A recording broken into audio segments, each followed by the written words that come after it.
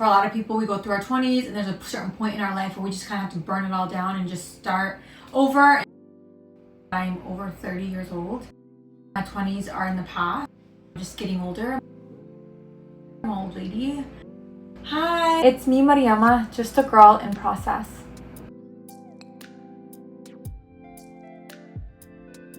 Welcome to my first YouTube. I'm so excited to finally have had the courage to start this YouTube channel. I've been thinking about starting a YouTube channel for years, literally for years, and I've always chickened out. But now I'm like, I'm gonna do it. So 2026 is gonna be a year of me doing new things and challenging myself. And so step one was to grab that camera and start filming this YouTube. I feel like it's a good time for me to start posting content, especially on YouTube, because I'm going through a big transition in my life. A new job, like new goals, new like opportunities, also just a different mindset. And I think I love documenting things about my life, and I just hoping that there's other people that can relate to what I'm going through. Just a little bit about myself. I am in my 30s and I struggle. I had to close my eyes. I struggle saying that. I've struggled and I've been having a really hard time coming to terms with the fact I'm 32 years old. And so when I get past being an elderly old lady, I think about, wow, it's been 10 years since I graduated undergrad. And when I think about, okay, when I was graduating undergrad, I was 22.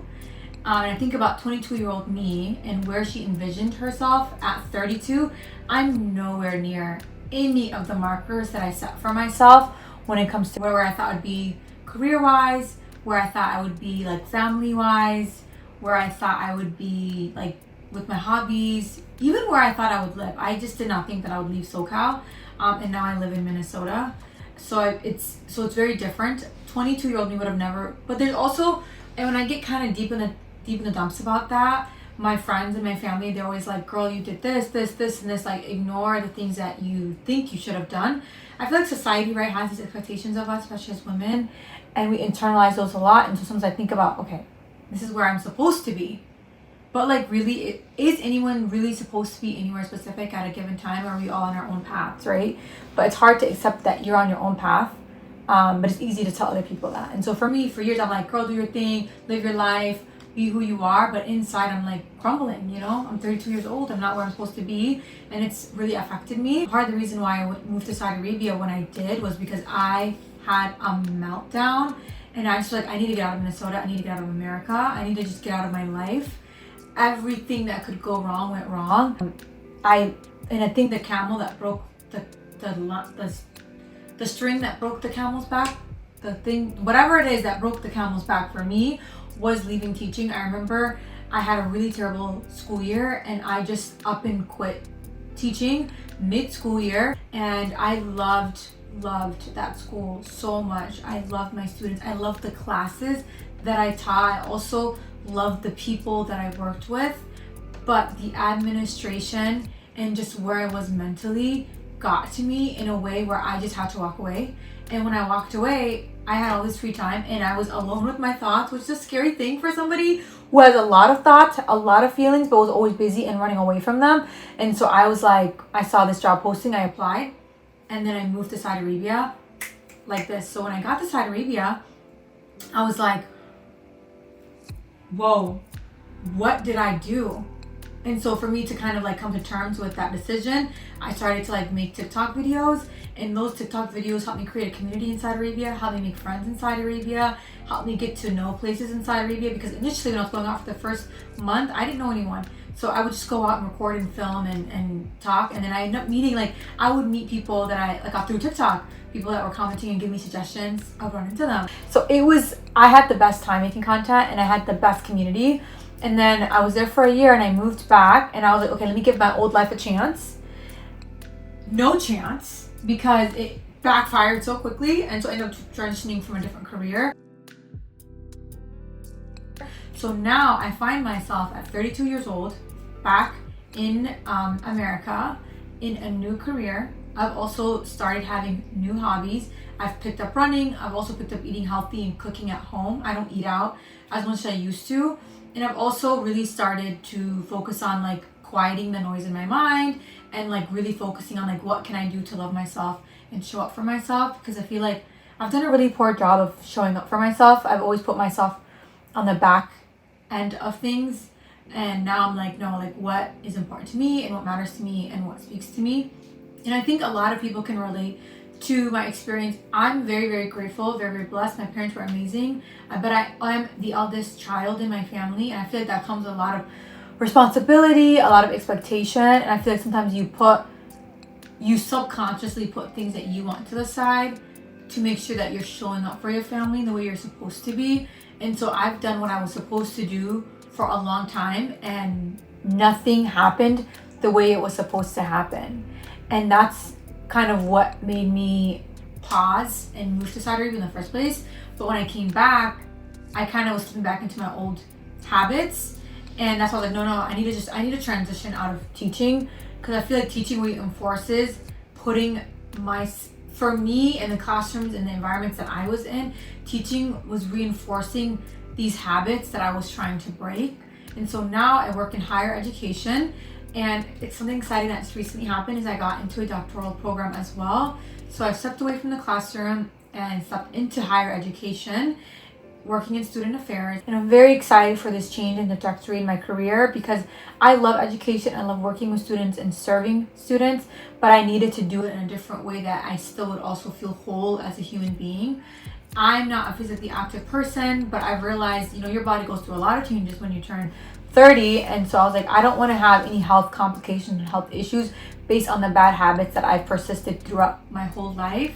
So running has kind of been my outlet, but also a way for me to stay active and stay fit, because I'm not like into health and fitness. I'm planning to do a half marathon at the end of the year around fall time, because it's super important for me to maintain running. And I think a way to hold myself accountable is to have a finish line. And this is a journey that I want to be lifelong, but because it's not something I'm used to doing, that half marathon is going to help me kind of hold myself accountable until it becomes a part of my routine. Something that I've been struggling with. I have gotten the meal prep and cooking down though. I love grocery shopping. I love finding different ways to cook different vegetables and different meats and different fruits and different things. And so I'm really obsessed with my like new routine with my meals. I'm also working on just quieting the noise in my mind and just finding joy and being okay with being joyful. I'm always waiting for the pin to drop, and I'm kind of like, no, this year you have to just live in the present. There's a dumpster fire happening everywhere, and life doesn't stop. So anyway, that was a lot. There's a lot going on in my life right now, and I think that's true for a lot of people. The big picture is I just want to become a better version of myself, and a version of myself that I can be prouder of.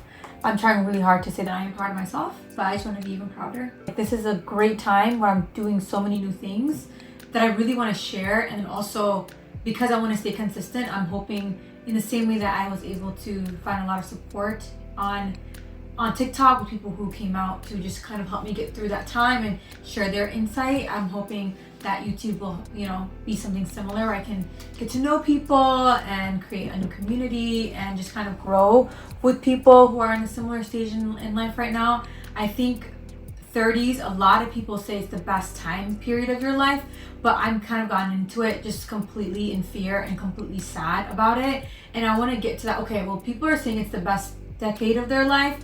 What about it is the best? And so I want to kind of, if let me know. But if you're somebody who's like me figuring it out, then we can figure it out together. I feel so lost half the time. Last thing that I want to kind of touch on is what can people expect from my videos. I'm planning to post every Tuesday and Friday on this page. I'm planning to make Tuesdays more maybe get readies with me, sit down chats, reflective videos, maybe some Q&As. Also maybe sharing some stories from my past, like what made me become a teacher, what made me leave teaching, what made me pursue a doctorate, for example, what made me move to Saudi Arabia, some ideas about how to move overseas if somebody's interested, but kind of more chats about things that are happening in my life or have happened in my life, and just kind of share that. And then Fridays, I was planning to do maybe more vlog style videos where maybe I'd share my week or share my meals or just just updates on my running journey, updates on my studying and my doctoral program, but more vlog style. So that's kind of what I was picturing. Anyway, I could rant and ramble on forever, but that's just a little bit about me, a little bit about why I want to start this YouTube channel, and a little bit about my like plans for this YouTube channel. Again, if you guys have any suggestions or any ideas for me, please comment below. Thank you for taking the time to watch my very first ever YouTube video. This is something that I do for many years to come. Anyway, thank you so much for hanging out with me. I'll be posting new videos every Tuesday and Friday. Please like, comment, and subscribe to support. I would really appreciate that. Anyway, have a wonderful and amazing day. See you in the next video. Bye.